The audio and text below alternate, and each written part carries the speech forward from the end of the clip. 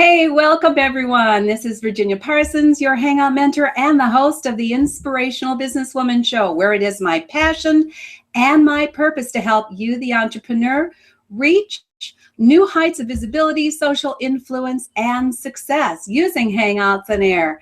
And I also want you to receive a goldmine of entrepreneurial tips, strategies, and advice so you can grow your business from inspirational business women in the know. But this week, we're featuring a wonderful inspirational business guy, and that's none other than Jack Humphrey. And I'll be introducing you to him in just a moment. So hold on to your hats. He's got some great information coming your way. Now, today's show is sponsored by hangout-marketing.com, where you can receive a free Hangout marketing assessment that's going to measure your skill set and your knowledge base in using Hangouts on Air to brand, grow, and market your business. So all you have to do to take advantage of that assessment is pick up your phone. That's right, pick up your phone and text the word success, SUCCESS, to the number 307-269-2040. And you can also see it right down there. And that's the number you text. And it's a very quick assessment. Won't take you more than a couple minutes to do. And you might even qualify for a free strategy session with me, where we're going to sit down, look at your business, and really narrow down how you can use Hangouts on Air to grow your business to new heights of success. So take advantage of that, won't you? I also want to thank you for being here. I know your time is valuable, and I appreciate you coming on by to learn from some of the best experts out there in their field. So we want to hear from you. We've got a comment section. I want you to go ahead and type in the comment section where you're hanging out from, and also a little bit about yourself, because this show is about collaboration. It's about you and us and all of us coming together to collaborate so that we can all help support and uplift one another. So let's hear about you as well. And then questions for Jack. Make sure you put those in the comment section and we'll get to them. If not during the show, in the after show, you can feel free to come on in and join us. I'll be posting that link toward the end of the show. So without further ado, we're going to invite Jack on in to say hi. And I'm going to give him a little introduction. Go ahead and say hi, Jack. Howdy. Thanks for having me. Love having you here. And here's what we're going to talk about. First of all, I want you to know a little bit about Jack, and he can tell you more. But he is the CEO of Brick Road Media and the Associate Dean of Directions University, where I've already learned so much from this man. And that's why I'm thrilled to share his knowledge with the rest of you.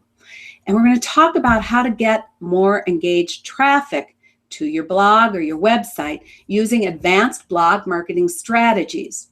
Now we're going to hone this down to some 3 hot topics. The first one's about creating leverage with cowbirding. I'm not sure what that means, but I looked up what a cowbird is, so I think that's going to be an interesting topic. Also, how to nichify content using Touchpoints. And finally, on authority building. So Jack, come on in again, say hi to everyone, and tell us a little bit about how you came to be the expert in blog marketing strategies and getting engaged traffic. Well, it all started when I was a little boy.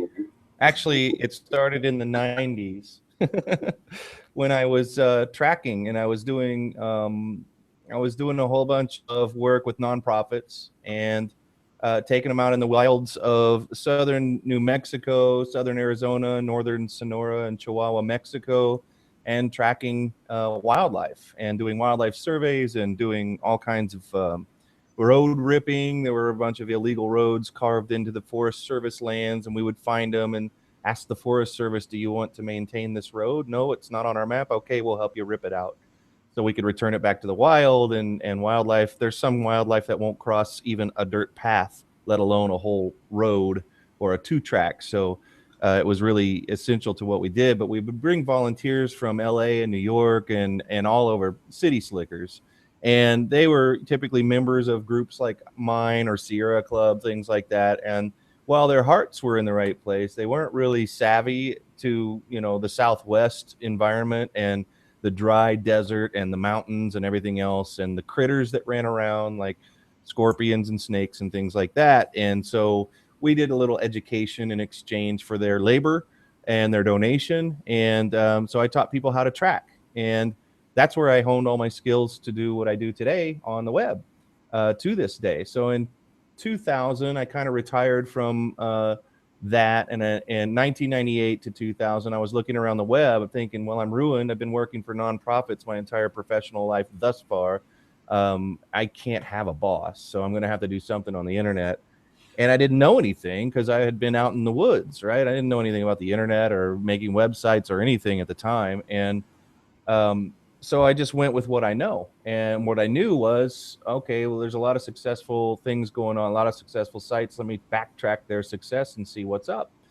And I guess that was a novel approach. It was my only choice. It wasn't like I did it on purpose. I wasn't a programmer or anything else, or a marketer, so I didn't know what else to do. And that's what I did. So I started figuring out what was really important to Google. Mainly, I at the time, the only way your site was ever going to get discovered, for the most part, was in big numbers, was through search. There weren't social media sites or anything like that. So I kind of accidentally broke the Google algorithm and or cracked it. And along with a guy in Russia and a guy in Canada, I was the one who decided to write a book about it. Those guys I just talked to, and I'm like, hey, do you see this? It's all about links. And back then it was all about links. It was, if I had 1,000 links and you had 1,001 links, you'd be number one and I'd be number two in search results in the top 10. It was quite simple, and it was a great, great time. Oh, search was so easy back then. and not to make it sound like I'm some kind of like brainiac, that was the easiest algorithm to crack that Google ever had, because it was in the beginning and they hadn't started getting spammed yet or anything like that. So they didn't have to put the algorithm that they have now with over 200 checkpoints and things that makes it very complicated today to be in search. So I started some websites. I did Blog Success. I did Curation Soft. I did Web2 Submitter software, all stuff just related to blog marketing, content marketing, things like that. And very, very fast forward through all of those years, I met Gina Gaudio Graves at Directions University, the JV Queen. I'm sure she's been here on your show already. Yes, she has. She was here last December. Yep. So you guys have met her, or you have the chance to go watch that show if you haven't. She is the JV Queen for a reason. And I've been working with Directions University and doing kind of my own thing ever since. I sold my companies and kind of was floating around, and Gina found me adrift, trying to figure out what I was going to do next. And I thought, wow, DU is really, really cool. I'm going to go there. It's neat people to work with and really great program. And Gina is one of the best marketing minds, business minds I've ever met in my life, probably ever will. I would agree. So, absolutely. Yeah. So that's me.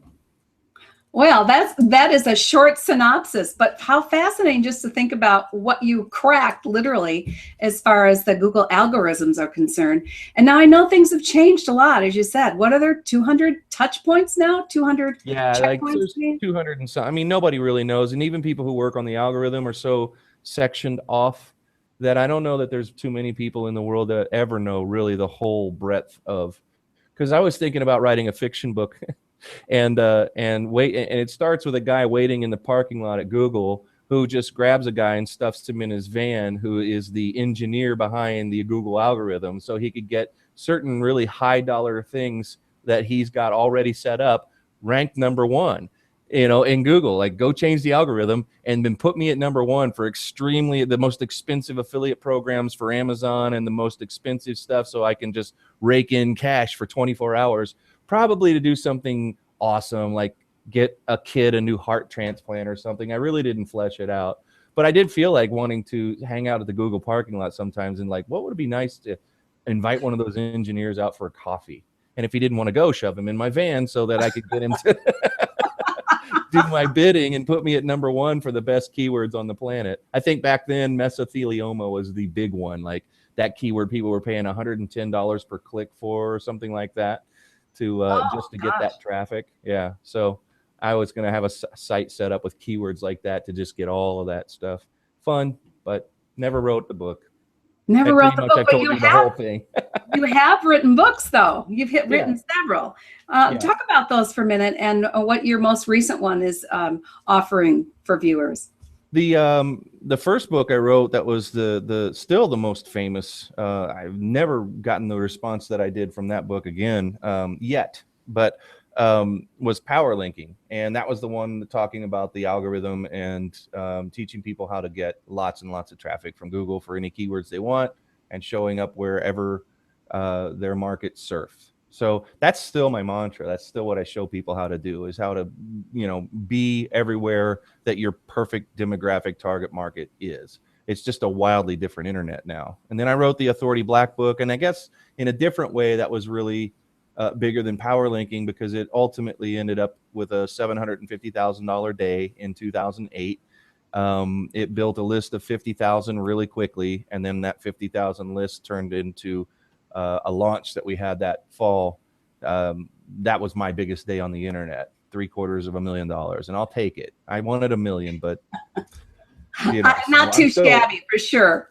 Yeah, I'm still working on it. I would emulate that anytime. Yeah.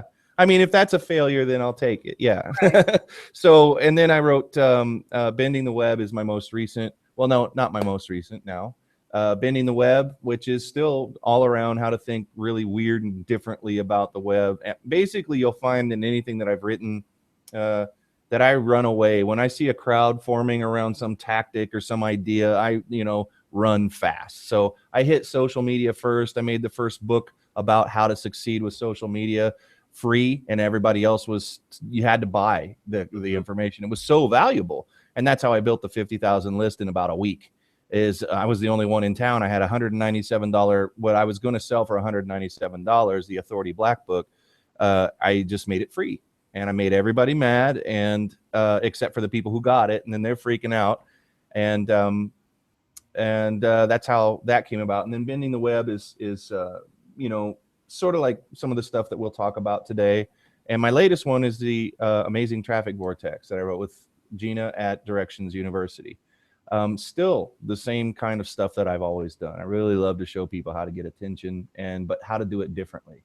So I think that's really important, because everybody's out there selling, the idea that you have to do a certain kind of thing, a certain kind of way. And I just don't like that. I think that when you do that, you get diluted results. I mean, I actually know that when you do that, you get your results may be typical, which we hate. We don't want typical results. We want extremely great results. We want to be in the forefront. We want to get right in front of our market and right in front of the exact people that we want to coach or consult or sell things to, or whatever it is that you do.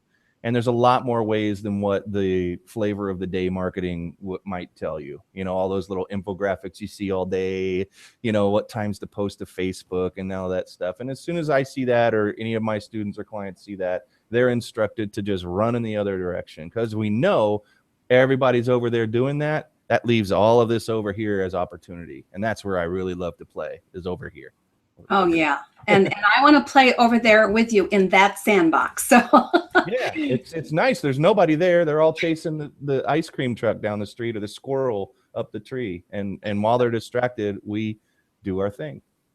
Terrific. Well, let's take a moment and just acknowledge some people we have here today, and then we'll get into those hot topics. We've got Sven Tash, if I'm pronouncing it correctly. He's here from Germany. Hi, Sven. Thanks for joining us today. We've got Neil Brown. He just tuned in from Santa Cruz, California. And then we have Jesus, I've got it right now. Alverzori. I apologize if I butchered that, but he is here from Mexico, just to name a few. I can't see as much as normal because my comment tracker is not working today, but please keep letting us know where you're hanging out from. We love hearing from you. And also, Jack is just a powerhouse of information. If you got a question, please post it, and I will do my best to get to it. But let's go ahead and get to the first topic, and that is about creating leverage with cowbirding. Jack, what exactly is cowbirding? And did I do okay with that nest with the cowbird egg? Got a nest, and those are the actual eggs that you say they are. I mean, you could have just shown any nest with any eggs in it, and most people wouldn't know, but that's actually well, was it robins? It was robin's eggs, right? With the blue? Yeah, was it? I think it was robins. I'd have to go back and look myself. Or bluebirds. No, you don't have to. Nobody know anyway, but us weirdos. But yeah, so that was just something that came out of a bachelor's session at Directions University. I think it was maybe the night before I got the idea. I was watching some nature thing or whatever, and was telling Sammy about, oh yeah, cowbirds.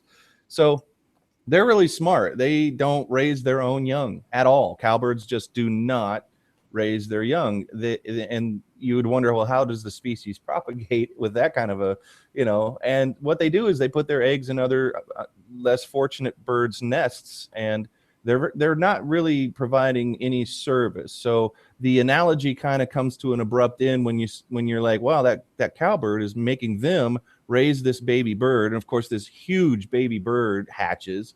It's bigger than the other eggs, the actual eggs, like the robins or whoever they lay their eggs in, but they will raise them. The cowbirds figured out that if you put a strange egg in a bird's nest and it hatches, they'll raise whatever comes out of that egg, and they'll kill themselves to do it.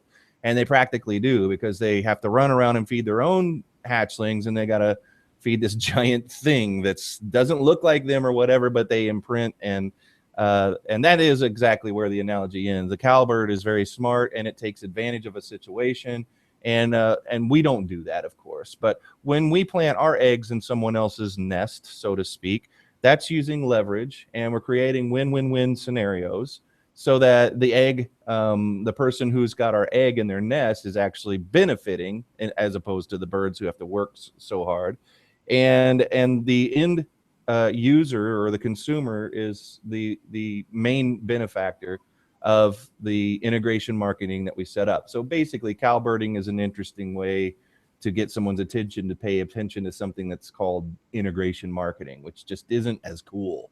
But now you've got cowbird in your head, so that's where it comes from. So it's using leverage and realizing the main thrust of it is that the web is completely overbuilt, and it's so incredibly redundant.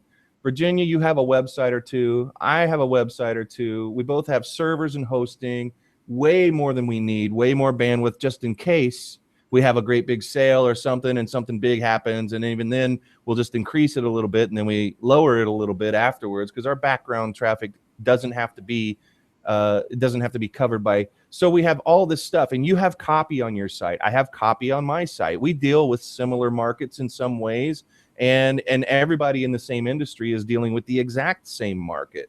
And there are people who are young and without children and without as many cares in the world that we have, or I would have. And I'm sitting here working or thinking about working like I used to when that was me. And then there's other people who I never did want to work that hard. I don't want to work so hard for traffic.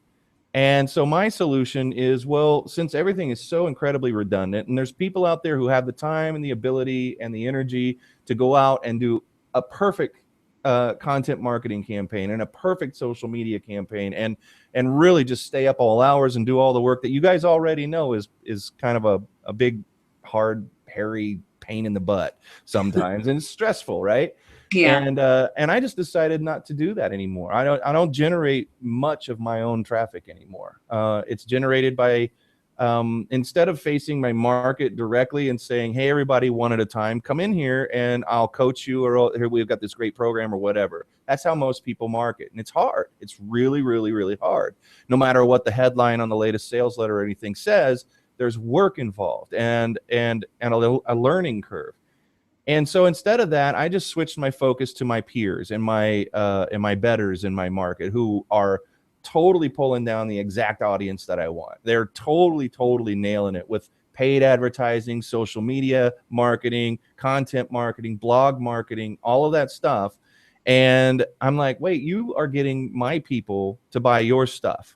And I'm really not even interested in your 150,000 person list. I could care less if you ever mailed that list about me. But what I really would like is to get in front of your 4,000 person buyers list. And here's how we can do that.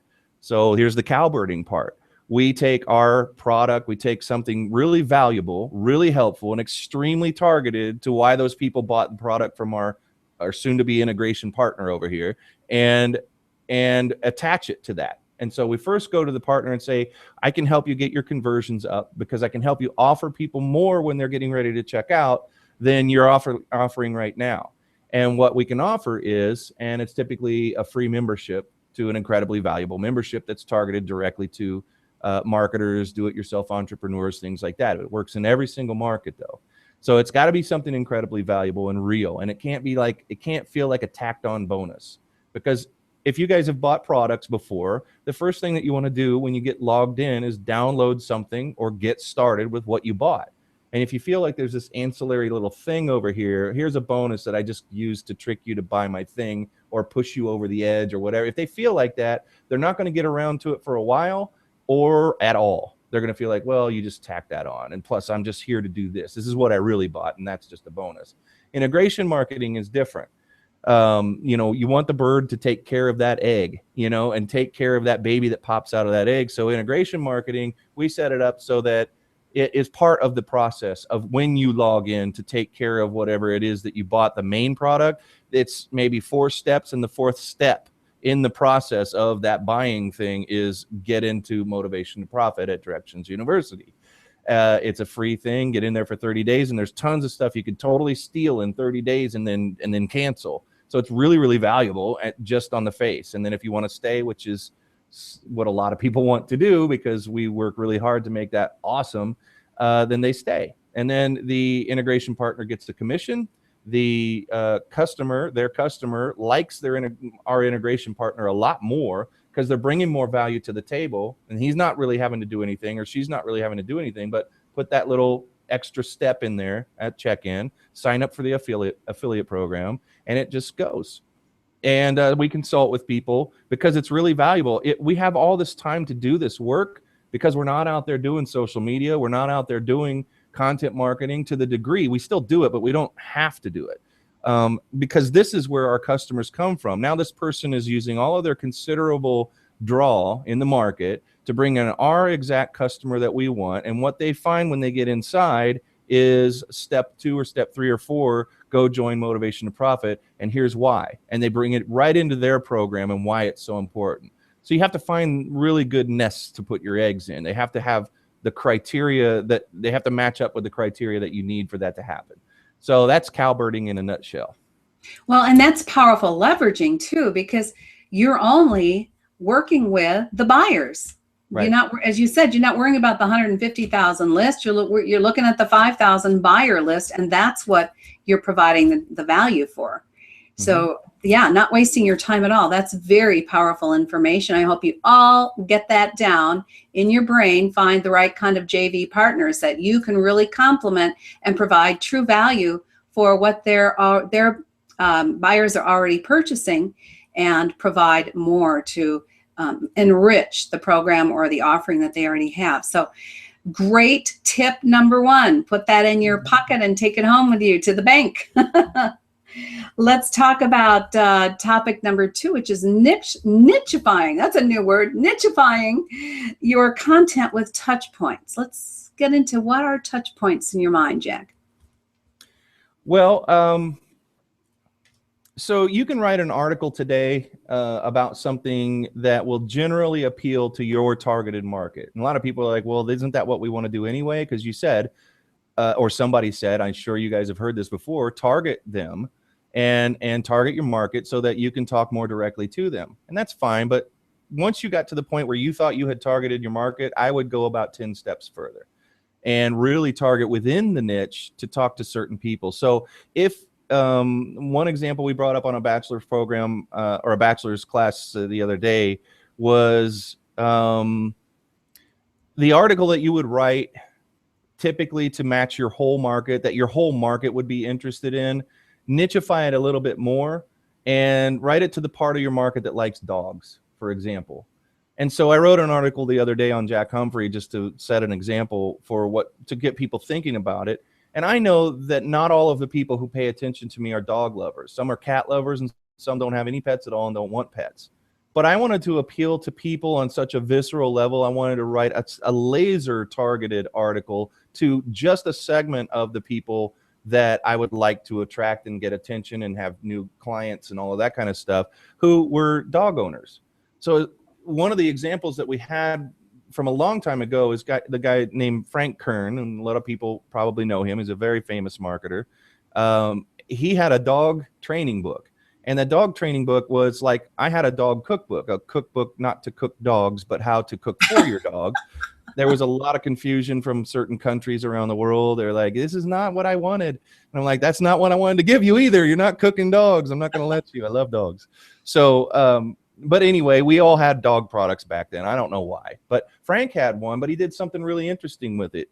He nichified it and touched every single of the 300 and some odd dog breeds there are in the world. He made up for most of those dog breeds the same exact book with most of the same exact training in it, but he replaced the cover with a Pomeranian, a German Shepherd, a Doberman Pinscher, and the title was not How to Train Your Dog, but it was How to Train Your Doberman Pinscher, How to Train Your Poodle, How to Train Your Dachshund.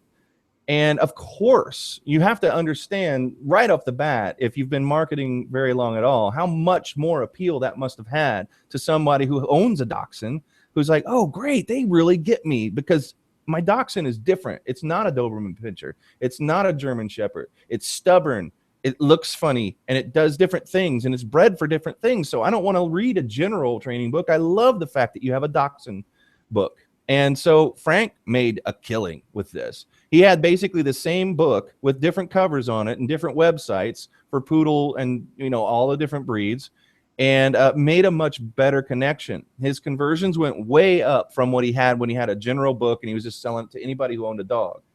So that's what we do when we nichify or put touch points into our content. We're basically, you can't just keep writing articles because you're going to run out. You're going to run out of metaphors. You're going to run out of stories in most markets. Once you've said what you need to say, then you've got to say it in another way. That's what's really hard about blog marketing is once you've said it, it's like, well, you can't just keep also pointing everybody back to the blog post that says that thing. So you got to keep coming up with new ideas. And one way to really get a lot more out of your content is to niche within a niche. So I went after all the dog owners and I said, would you put your dog in charge? Would you make your dog the CEO of your company? And then I went on to talk about how dogs can be distracted by squirrels, which is a metaphor for marketers who get attracted to shiny things. And I got to have that discussion, and I didn't really alienate anybody else because even people who like cats or don't like pets at all are going to look at the article and go, what's he up to here? Because it's a weird title, right? It's not a normal, you go to a blog right now and look for how to get more traffic or something like that. There's not going to be a title like that in anybody's blog post, which is great, sets you apart, and it's how we're marketing over here while everybody else is distracted with stuff over here. Get over here where all your audience is waiting for something else to happen. They're not interested in that stuff. So that's what we call nichifying and hitting points. So think about all the things that your market likes, all the things that your target demographic might like, and really drill down. If they like to surf, then and they're here to learn about dog grooming or something like that, well, you're going to have some articles about dogs and surfing and things like that. Or you know, and not everybody who likes to surf likes dogs, but you're going to nichify so that you can make connections, because it doesn't matter. That's the day that you write something might be the day that the person that's never responded to anything that you've done picks it up. I love dogs. You're writing about dogs? Your dog is a golden retriever. I love golden retrievers. I'm reading this article. And finally, you're making a connection with a part of your demographic that you've never been able to make one with before. So that's what we mean when we talk about nichifying. Well, and that's the whole point, is that you want to be able to, excuse me, at least grab your audience with something that will pique their imagination, their interest, so that they will get engaged with the information that you're providing. And they'll want to follow you more because you get them, because you're relating to them. So that's a key area of engagement as far as I can see. I think it's a great and brilliant idea. And thank you for sharing that. Let's take one more break. We got a couple more people here I want to say hi to. This is a truly international audience, Jack. And as I say, I don't have a comment tracker, but trying to keep track here. I see Candy Sakai. She's from Tokyo. Let's see. Ross Betts is from South Australia. We've got Joseph Mack. Hey, Joseph, we know you. You're kind of a local guy as far as our traffic today, because it's truly international. Anyway, thank you all for being here. And those of you that haven't told me where you're hanging out from, get on there and I'll try and get you mentioned in there. Okay, so we've got one more topic I think is really, really important. And I love the concept of it. You saw that I made a little caricature review on the trailer. It's about authority borrowing. What does that mean, and how do we do it to get a more engaged audience? Well, this is an easy one because it goes back to what we talked about in the first one, which was, we talked about integration marketing. So that's basically how you place the cowbird egg in someone else's nest and have them raise it like their own and be very, very proud of it as part of their program. But that could also be a person whose authority that you borrow. Now, this person, remember, we set it up so it was somebody who's got way more authority in the market than you do, way more going on with traffic and everything else. And while most people in your situation might be going, well, 6 months out, 9 months out, I'm going to work my way up to being a quarter or a tenth of what, my ideal is. And then the money will start rolling in. And a leveragist doesn't think that way. A leveragist says, wait, if they've already got the traffic, if they've already got the attention of the market, why don't I go figure out how to spend all of my time figuring out how to get in places like that, get on those stages, like having a little TEDx on every single, or whatever it might be. Just get into places that already have an audience right there waiting for you. Actually, it's not very hard. It's not as hard as most people would think. And it's certainly way, way, way better and way easier in every respect, without exception, than doing all this one-to-one thing, fishing with your hands in the ocean. Just trying, there's a billion fish around there, but they're all over there paying attention to the guy who's feeding them this really good food. And you're over here trying to catch them one at a time on social. Hey, I saw you had a really neat profile.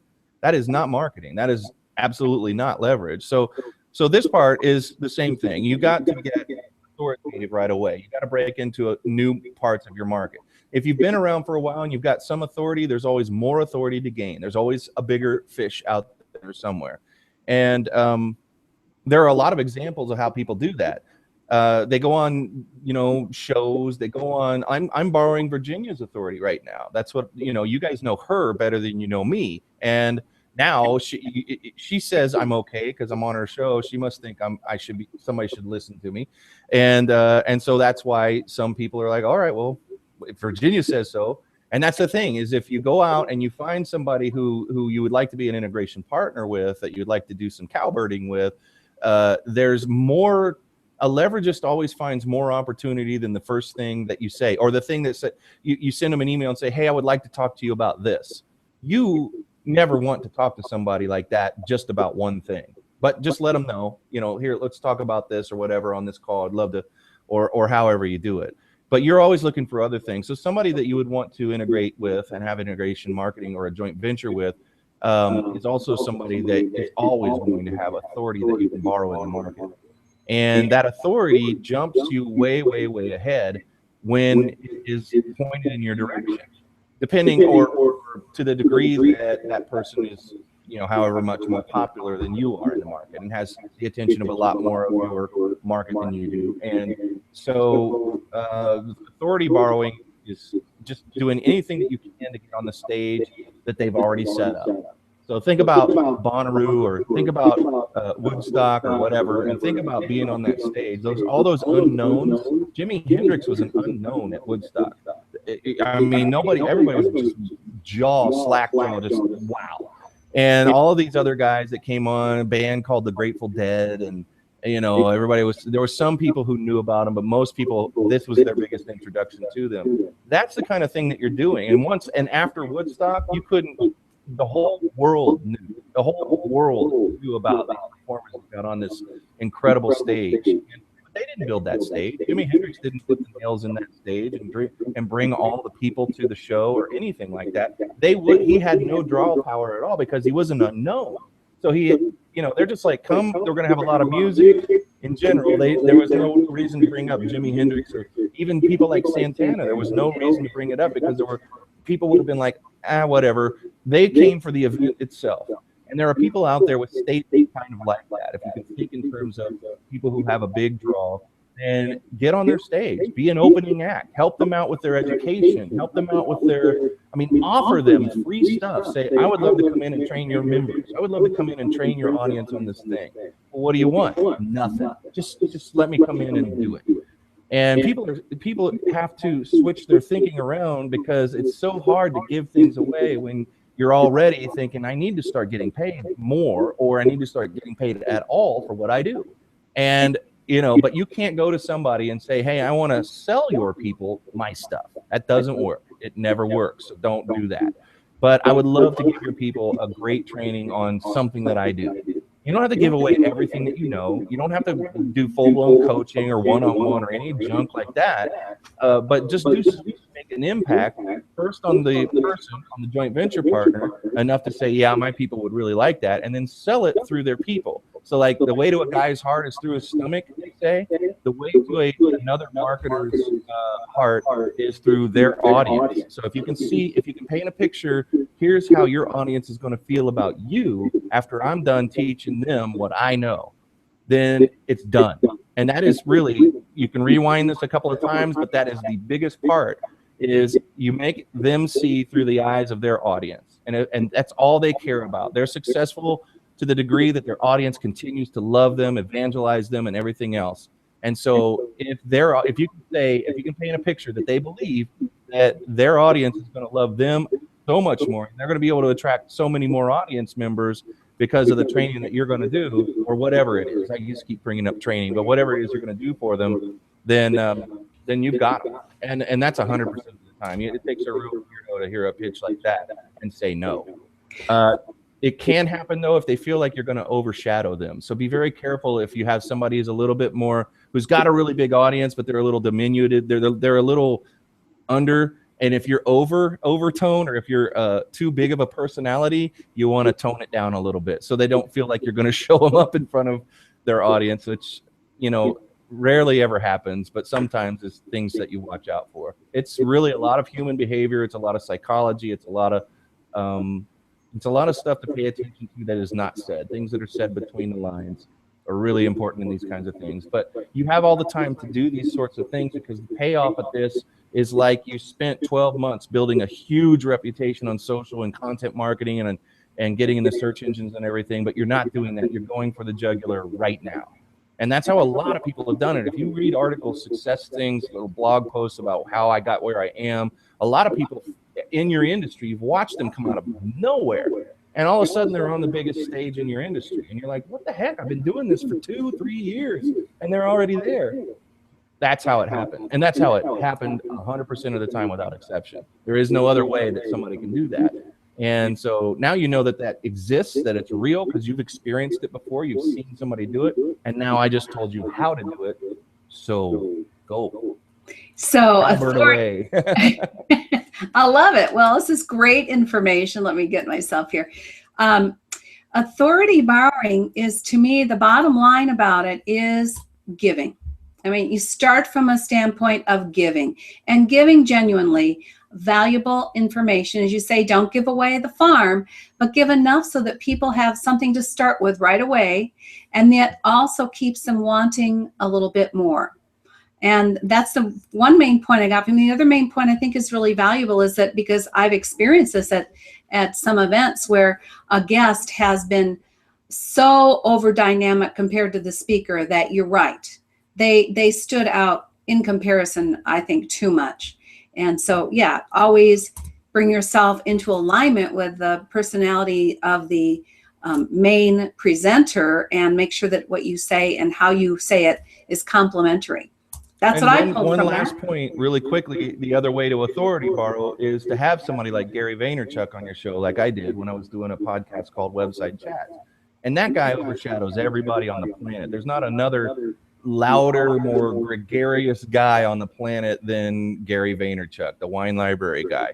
And I knew that, but I was borrowing his authority by saying, if I can get him on the show, then I was doing the whole thing in the opposite, and doing it on purpose. So you guys can bring in people to that are just big personalities and big and not feel intimidated at all. I was honored, and you can switch it around that way so that everybody can see the kind of draw that you have. So if you have a show, you have a podcast, you have something, and you want to show people that, well, they might not think as much about you as someone else. As soon as you have that person on your show, they're going to raise their estimation of the ability that you have.